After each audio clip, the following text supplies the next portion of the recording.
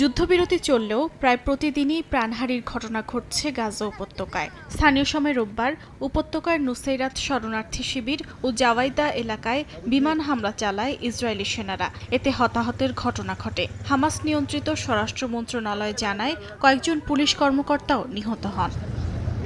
হামলার বিষয়ে তাৎক্ষণিকভাবে কোনো মন্তব্য করেনি ইসরায়েলি সামরিক বাহিনী। তবে গাজায় চলমান যুদ্ধের মধ্যে হামাসের নিরাপত্তা বাহিনীকে লক্ষ্য করে নিয়মিত হামলার কথা বলে আসছে তারা।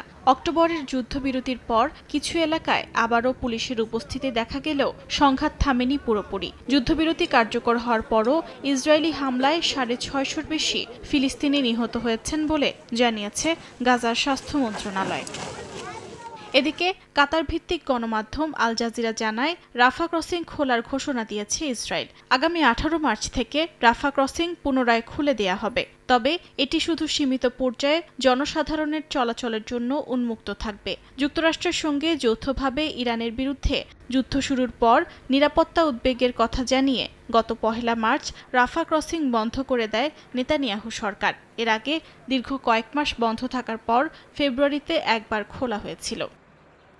অর্জিতা শাহজিন, সময় সংবাদ।